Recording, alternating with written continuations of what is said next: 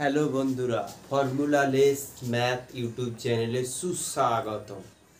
আজকে আমরা বিশেষ কোনো রীতি বা বিশেষ কোনো একটা এক্সাম কোয়ালিফাই করার জন্য কি রোড ম্যাপ বা প্ল্যানিং থাকা দরকার সেটি ডে টু ডে আমরা রোড ম্যাপ নিয়ে আসবো। আজকে আমরা নিয়ে আলোচনা করব টার্গেট ক্লাসিক ডে ওয়ানে কী আমরা কোন চ্যাপ্টারে কোন সাবজেক্টের কী পড়বো আজকে আলোচনা করব। আমরা ডে 1 থেকে প্রতিদিন এক এক করে কাজ শুরু করব। আমি প্রতিদিন সকাল 9টা থেকে 10টার মধ্যে ডে 1-এর মানে ডে টু ডে যে প্ল্যান সেটা আমি আপলোড করব। তোমরা সেই অনুযায়ী প্ল্যান অনুযায়ী কাজ করো। তোমরা 1 মাসের মধ্যে তোমাদের সিলেবাস প্রায় অলমোস্ট কভার হয়ে যাবে।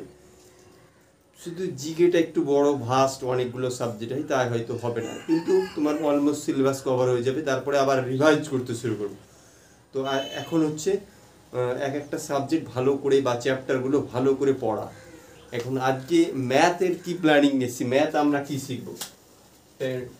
টার্গেট ক্লাসিক ডে 1-এ আমরা ম্যাথ থেকে কি চ্যাপ্টার আজকে পড়াশোনা করবো। আমরা ম্যাথে আমরা পড়বো রেশিও। আমিও এখন রেশিও পড়াচ্ছি, তাই আমি রেশিওটাই দিয়ে শুরু করলাম। রেশিও বা অনুপাত পড়বো। এটা আমরা দুদিনে পড়বো। আর বেসিক কিছু নিয়ম এবং অঙ্কগুলো আমরা করব। এটা হচ্ছে দুদিনে করবো, 1 ডে এটা। তাহলে আমরা ম্যাথের করব অনুপাত বা রেশিও চ্যাপ্টারটা আমরা কভার করব। কালকে আবার আমরা জানতে চাইবো কার কতটা কভার হলো। সেই সাবজেক্টে তোমরা সব কমেন্ট বক্সে বলতে পারো। তোমরা যদি এইভাবে রোড ম্যাপ হিসেবে কাজ করো তাহলে সাকসেস হবে। যে কোনো জিনিসেরই একটা প্ল্যানিং থাকা দরকার, না হলে আমরা সাকসেস তো পাবো না। এত কম্পিটিশনের মধ্যে কোনো মতেই সাকসেস পেতে পারি না। সামান্য একটা ইলেকশনে 5 থেকে 6 জন দাঁড়ায়, তারা কত প্ল্যানিং করে, কত রকম বিচক্ষণ লাগায়। তো আমরা একটা জব যেখানে একটা সিটের জন্য 100 থেকে 200 বা 500 ক্যান্ডিডেট হতে পারে, সেইখানে তো আমরা রোড ম্যাপ থাকা দরকার। প্ল্যানিং প্রপার না থাকলে তুমি জব পেতেই পারো না। তাই ডে 1-এর প্ল্যানিং হচ্ছে ম্যাথসের আমরা রেশিও অনুপাত মানে কিছুটা অঙ্ক পড়বো। মোটামুটি প্রত্যেকটা চ্যাপ্টার থেকে 100টা অঙ্ক করে প্র্যাকটিস করতে হবে এবং বেসিক, তাহলে তোমার মোটামুটি ডেটা ক্লিয়ার হয়ে যাবে। এবার চলে আসছে ইংরেজির কি পড়বো। আমরা ইংরেজির পড়বো ইংলিশের পড়বো আমরা ওয়ান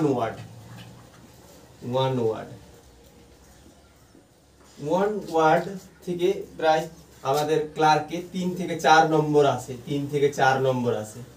তো আমরা 1 ওয়ার্ডে একদিনে আমরা পুরো কভার করতে পারবো না। আমি এসপি বক্সির আমি ইংলিশে অবজেক্টিভ পড়ি, সেখানে অনেক 1 ওয়ার্ড আছে। তাই আমি ডে 1-এর এটা প্ল্যানিং রাখলাম।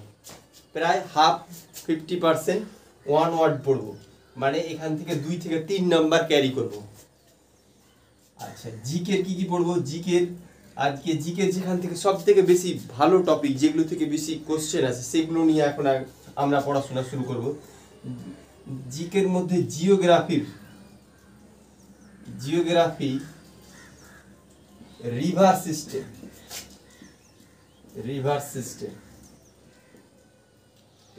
সিস্টেম থেকে প্রচুর কোশ্চেন। এর আগের বার ক্লাসশিপে 2 কি 3টে দিয়েছিল, 2 থেকে 3 নাম্বার দিয়েছিল ক্লাসশিপে রিভার সিস্টেম থেকে। রিভার সিস্টেমের কি জানবো।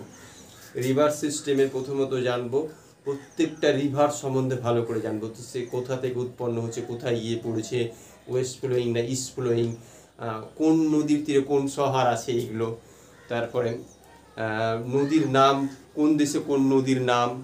তারপরে সব থেকে বেশি এখন ইম্পর্টেন্ট হচ্ছে উপনদী। প্রত্যেকটা বড় বড় যে নদীগুলো, ভারতবর্ষের নদীগুলো আছে, তার উপনদীর নাম মাস্ট বি জানতে হবে, কারণ এখান থেকে কোশ্চেন এখন থ্রো করছে। প্লাস আমাদের পশ্চিমবঙ্গের নদীও সম্বন্ধে ভালো করে জানতে হবে, পশ্চিমবঙ্গের যে নদী। তো রিভার সিস্টেম সম্বন্ধে আমরা পড়বো।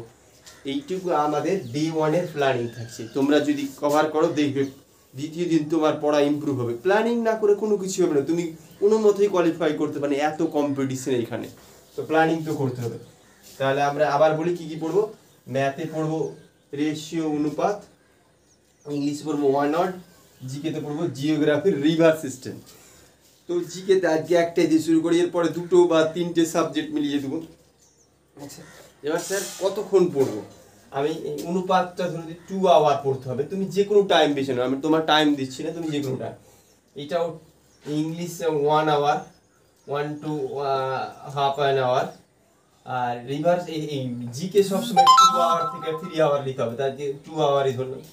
এই প্রত্যেক দিন তোমাকে, এখন যেহেতু আমাদের হাতে 4 মাস টাইম আছে ক্লার্কশিপের পরীক্ষার প্রিলিমিনারি টেস্টের জন্য, তো প্রত্যেক দিন আমাদেরকে মিনিমাম 6 ঘন্টা রোড ম্যাপ অনুযায়ী পড়তে হবে। এমন নয় তুমি পড়তে বসে মোবাইল ঘাটছো দিয়ে তোমার 6 ঘন্টা টাইম কাউন্ট হয়। তুমি ওইভাবে টাইম কাউন্ট করো, তোমার ক্লার্কশিপ কোয়ালিফাই হবে না, কোয়ালিফাই হলে চাকরি করবে না, নাম্বার বেশি ক্যারি করতে হবে। তাই আমি প্রত্যেক দিন রোড ম্যাপ দিতে থাকবো। এখন রোড ম্যাপ আমি হয়তো এইভাবে ভিডিও করে নাও দিতে পারি, হোয়াটসঅ্যাপের মাধ্যমে দিতে পারি। তো তোমরা আমার এই ভিডিওর নিচে হোয়াটসঅ্যাপের লিঙ্ক থাকবে, সেখানে তোমরা কানেক্টেড হয়ে যাবে। চলো এই পর্যন্ত আমরা D1 এর টার্গেটকে কতটা ফিল আপ করতে পারছি পার্সেন্টেজ অনুযায়ী আমরা পরের দিন ভিডিওতে কমেন্ট করবো, তাহলে সবার মধ্যে বুঝে যাবে কি কতটা পড়ছে। ঠিক আছে, চলো।